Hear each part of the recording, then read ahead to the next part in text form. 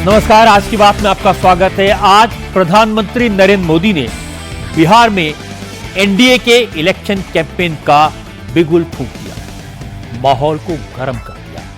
मोदी ने कहा कि घुसपैठियों को बिहार के नौजवानों का हक नहीं मारने देंगे। तुष्टीकरण की आड़ में घुसपैठियों को बचाना अब कांग्रेस और आरजेडी के लिए संभव नहीं होगा। नरेंद्र मोदी के गयाजी पहुंचने से पहले ही लालू प्रसाद यादव ने मोदी पर अटैक किया। कहा, मोदी नीतीश कुमार की राजनीति का पिंडदान करने गया आ रहे हैं। लेकिन गयाजी पहुंचकर मोदी ने कहा कि जो रेल के खेल में फंसे हैं, जो जमानत पर बाहर घूम रहे हैं, वो आजकल ज्यादा टेंशन में हैं, क्योंकि सरकार ने कानून बना दिया, चाहे मुख्यमंत्री हो या प्रधानमंत्री 30 दिन के लिए जेल गया तो कुर्सी भी जाएगी। इसीलिए कांग्रेस और आरजेडी के नेता इस नए कानून का विरोध कर रहे हैं। अब दूसरा पक्ष सुनाता हूं आपको। आज राहुल गांधी और तेजस्वी यादव इमारत शरिया के मदरसे में गए, मुसलमानों से सपोर्ट की अपील की, लेकिन मदरसे के बाहर ओवैसी के सपोर्टर्स इकट्ठा हो गए। राहुल और तेजस्वी से ओवैसी को महागठबंधन में शामिल करने की मांग की। कहा, अगर ओवैसी को महागठबंधन से दूर रखा तो बिहार में कांग्रेस और तेजस्वी की लुटिया डूबनी तय है। आज नरेंद्र मोदी के बयानों, महागठबंधन के नेताओं के रुख से क्या संकेत मिला? क्या इस बार बिहार का चुनाव जाति के बजाय मजहब की बुनियाद पर लड़ा जाएगा? एनडीए और महागठबंधन की रणनीति क्या दिखाई दी? बिहार से रिलेटेड एक और डेवलपमेंट सुप्रीम कोर्ट में हुआ। सुप्रीम कोर्ट ने वोटर लिस्ट में नाम जुड़वाने के लिए आधार कार्ड को वैलिड माना। एसआईआर का इशू ऑलमोस्ट सेटल कर दिया। क्या सुप्रीम कोर्ट के आज के आदेश के कारण महागठबंधन के हाथ से वोटर लिस्ट के रिवीजन का मुद्दा निकल गया है? इन सारी बातों पर चर्चा करेंगे, लेकिन पहले आपको यह बता देता हूं कि सुप्रीम कोर्ट ने आज एसआईआर के इशू पर इलेक्शन कमीशन और राजनीतिक दलों को क्या निर्देश दिए। इस इशू पर सुप्रीम कोर्ट ने आज स्थिति लगभग साफ कर दी। जस्टिस सूर्यकांत और जस्टिस जॉय माल्या बागची की बेंच ने कहा, चुनाव आयोग आधार कार्ड को वैलिड डॉक्यूमेंट मानेगा।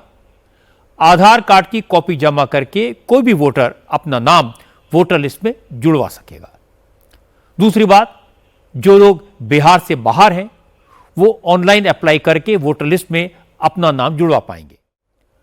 हालांकि आज प्रधानमंत्री नरेंद्र मोदी ने गयाजी में 13,000 करोड़ रुपए की योजना का उद्घाटन किया, शिलान्यास किया, लेकिन वोटर लिस्ट पर कोई बात नहीं की।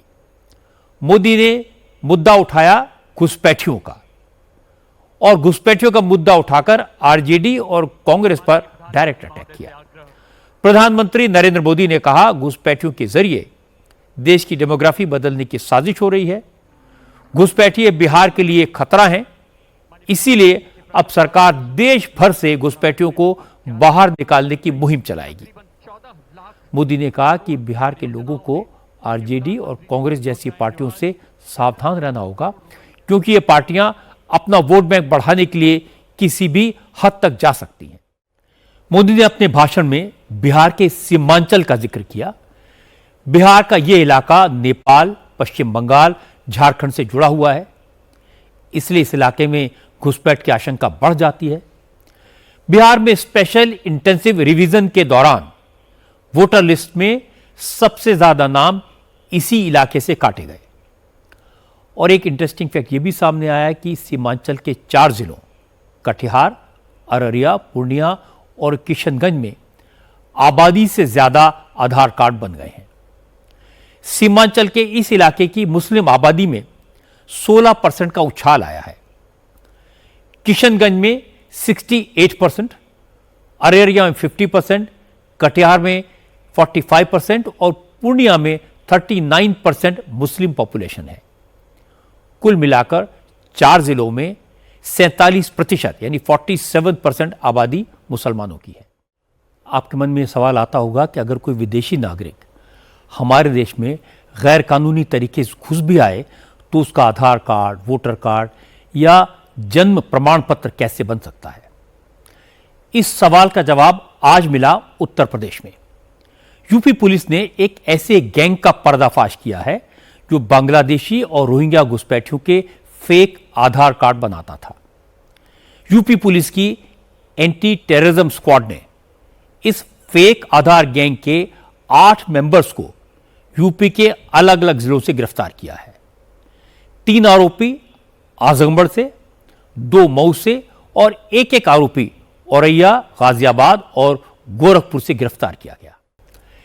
एक तरफ नरेंद्र मोदी ने घुसपैठियों को देश से बाहर निकालने का संकल्प दोहराया, दूसरी तरफ राहुल गांधी और तेजस्वी यादव मुस्लिम वोट बैंक को एकजुट करने में लगे हैं। आज राहुल और तेजस्वी मुंगेर के खानका रहमानी मदरसे में पहुंचे। खानका रहमानी के सज्जाद नशी मौलाना अहमद वली फैसल रहमानी से मुलाकात की। खानका रहमानी मदरसे का मुसलमानों में काफी असर है।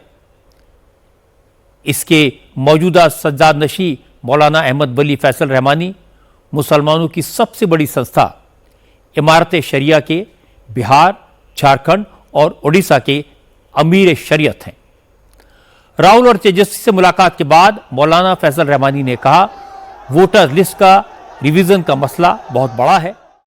प्रधानमंत्री नरेंद्र मोदी आज बिहार के बाद बंगाल पहुंचे और बंगाल में भी उन्होंने घुसपैठ, डेमोग्राफी और करप्शन के मुद्दे उठाए। कोलकाता में मोदी ने नए रूट्स पर मेट्रो को हरी झंडी दिखाई।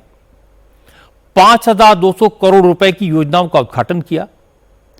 इस कार्यक्रम में मुख्यमंत्री ममता बनर्जी को भी इनवाइट किया गया था, लेकिन ममता नहीं आई। क्योंकि प्रोग्राम सरकारी था, इसलिए यहां मोदी ने कोई राजनीतिक बात नहीं की। लेकिन इसके बाद कोलकाता में ही मोदी ने एक रैली को एड्रेस किया और यहां ममता बनर्जी और तृणमूल कांग्रेस पर जमकर हमला किया। मोदी ने कहा, पहले तो बंगाल में टोला टैक्स लगता था, लेकिन अब तो तृणमूल कांग्रेस के नेता और सरकार के मंत्री केंद्र की तरफ से भेजा गया सारा का सारा पैसा हजम कर जाते हैं। आज नरेंद्र मोदी ने बिहार और बंगाल दोनों जगह ऑपरेशन सिंदूर की बात की। पाकिस्तान को एक बार फिर चेतावनी दी। मोदी ने कहा, अब पाकिस्तान में बैठे आतंक के आकाओं को समझ आ गया होगा कि वो भारत की तरफ आंख उठाकर देखेंगे तो पाताल में भी नहीं बच पाएंगे।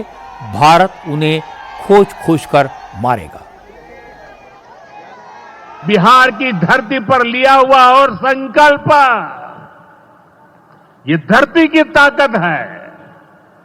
इस धरती पर लिया गया हर संकल्प कभी खाली नहीं जाता।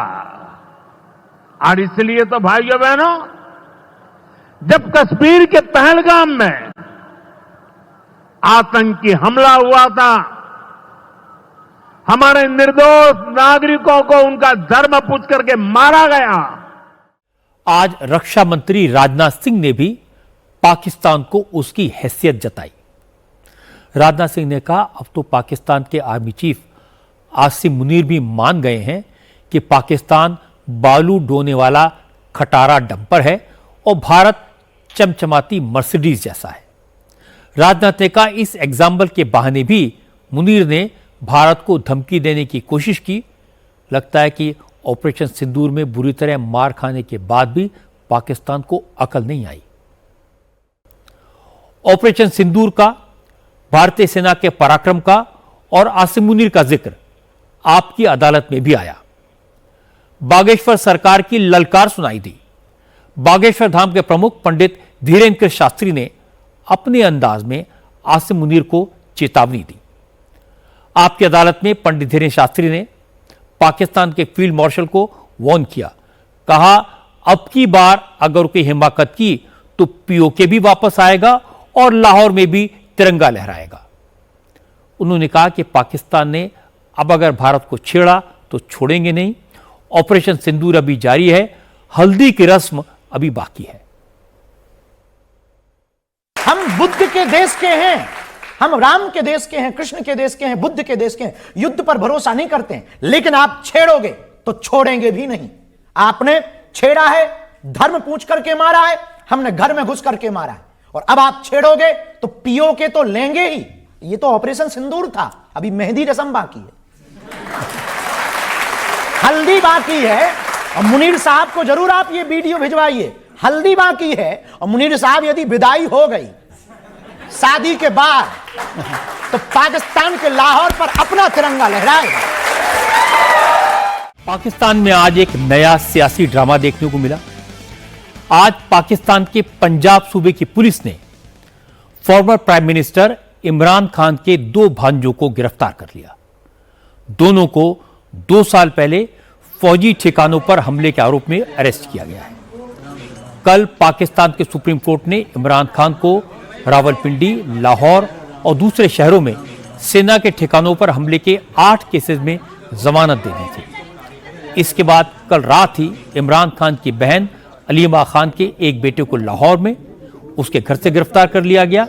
इमरान खान के भांजे शाहरेज को आज लाहौर में एंटी टेररिस्ट कोर्ट में पेश किया गया। स्ट्रे डॉग्स को लेकर आज सुप्रीम कोर्ट ने एक नया फैसला सुनाया। जस्टिस विक्रमनाथ, जस्टिस संदीप मेहता और जस्टिस एनवी अंजारिया के बेंच ने निर्देश दिया कि पिछले आदेश के बाद पकड़े गए सारे स्ट्रे डॉग्स को स्टरलाइजेशन, वैक्सीनेशन और डीवर्मिंग के बाद उन्हीं इलाकों में वापस छोड़ा जाए जहां से उन्हें पकड़ा गया था।